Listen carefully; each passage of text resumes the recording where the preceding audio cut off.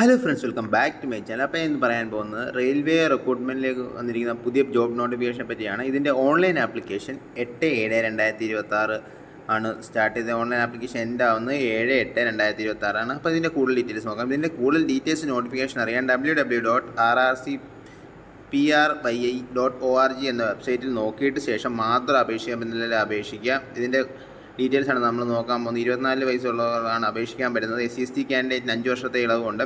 അതുപോലെ മറ്റ് കാറ്റഗറികൾക്കും ഇളവുകളുണ്ട്. അപ്പം ഇളവുകൾ നോക്കിയതിന് ശേഷം മാത്രം അപേക്ഷിക്കുക.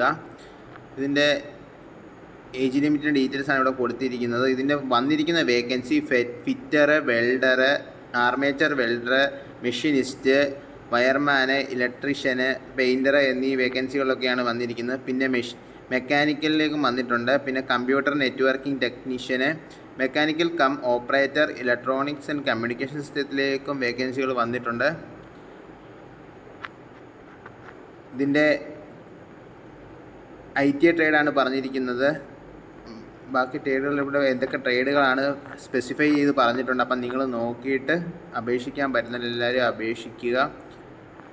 ഇതിൻ്റെ ഫുൾ ഡീറ്റെയിൽസ് അതിൻ്റെ ഒഫീഷ്യൽ വെബ്സൈറ്റിൽ കയറി നോക്കിയതിന് ശേഷം മാത്രം അപേക്ഷിക്കുക. അപ്പം ഞാൻ ചെറുതായിട്ട് ഇവിടെ നിങ്ങളോട് പറഞ്ഞത്. അപ്പോൾ ഇതിൻ്റെ ആപ്ലിക്കേഷൻ ഫീ വരുന്നത് 100 രൂപയാണ് വരുന്നത്. ബാക്കി ഡീറ്റെയിൽസ് എല്ലാം നിങ്ങൾ ഒഫീഷ്യലായിട്ട് നോക്കിയതിന് ശേഷം മാത്രം അപേക്ഷിക്കുക. Thank you for watching my video. Please like and subscribe my channel.